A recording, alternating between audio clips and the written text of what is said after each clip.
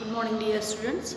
आज हम आपको पार्ट 10 क्रिया विशेषण के बारे में बताएंगे।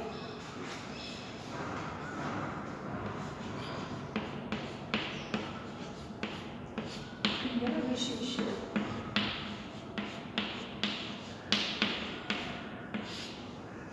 क्रिया विशेषण। अब यहाँ पे हम बताएंगे क्रिया विशेषण किसे कहते हैं।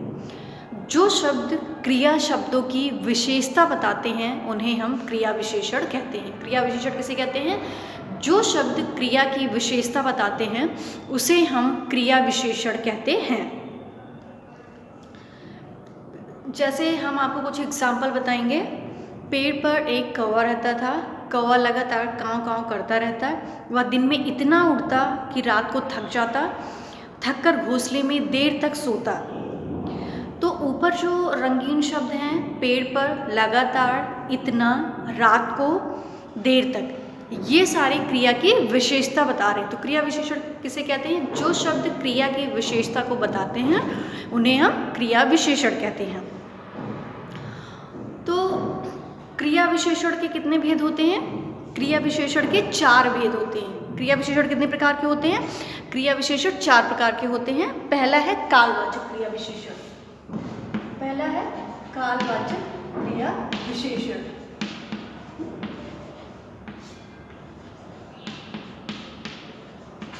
कालवाचक क्रिया विशेषण। फिर दूसरा है स्थानवाचक क्रिया विशेषण।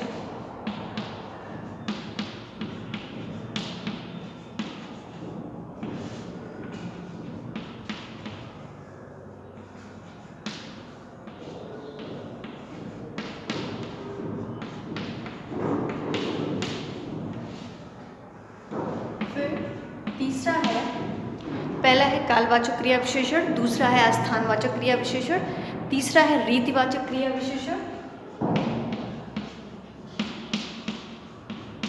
रीतिवाचक क्रिया विशेषण, और चौथा है परिमाणवाचक क्रिया विशेषण।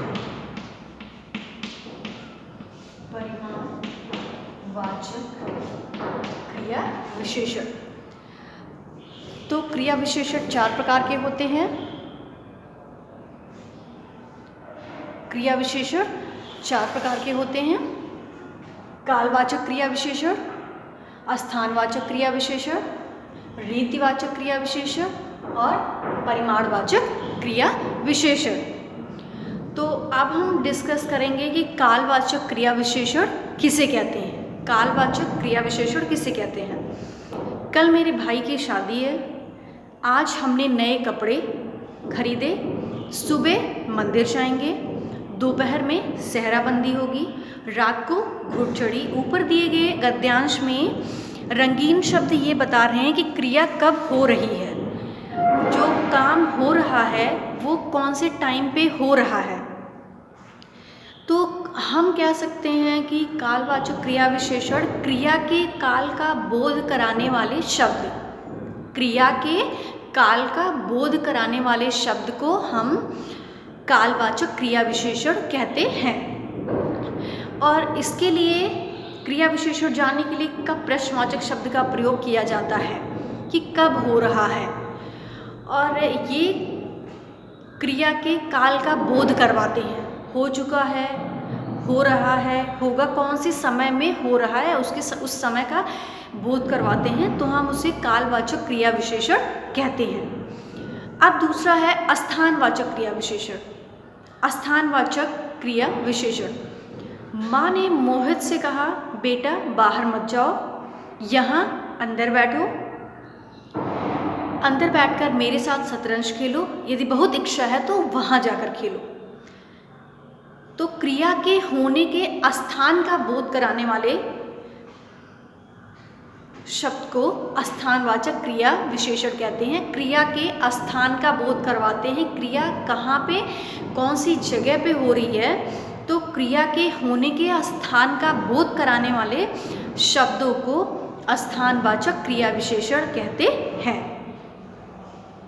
तीसरा है रीतिवाचक क्रिया विशेषण। तीसरा है रीतिवाचक क्रिया विशेषण।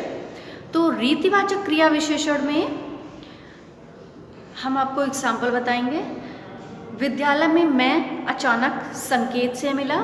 संकेत जोर जोर से बोलता है, वह सबको दिल से प्रेम करता है। इन वाक्यों में दिए गए रंगीन शब्द क्रिया कैसे या किस तरह से हुई इस बात का बोध करवाते हैं। तो क्रिया के होने का ढंग, कैसे उसकी रीति, कैसे क्रिया हुई है, कैसे क्रिया की जा रही है, तो क्रिया के होने के ढंग को बताने वाले शब्द रीतिवाचक क्रिया विशेषण कहते हैं। और रीतिवाचक क्रिया विशेषण जानने के लिए हम कैसे शब्द का प्रयोग करते हैं। परिमाणवाचक क्रिया विशेषण। आज मैं बहुत भूखा था। मैंने माँ से खाना लेकर खूब खाया। खाना खाकर बहुत पेट भर गया। इन वाक्यों में बहुत, खूब शब्द क्रिया की परिमाण संबंधी विशेषता बता रहे हैं। और जो शब्द क्रिया के नाप तौल को बताएं उन्हें हम परिमाणवाचक क्रिया विशेषण कहते हैं। परिमाणवाचक क्रिया विशेषण किसे कहते हैं? जो क्रिया की नाप तौल का बोध करवाते हैं उन्हें हम परिमाणवाचक क्रिया विशेषण कहते हैं।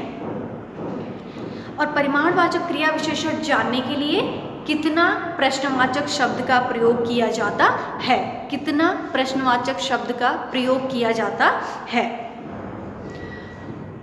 तो कल हमने आपको बताया था कि क्रिया किसे कहते हैं। आज हमने आपको बताया क्रिया विशेषण किसे कहते हैं।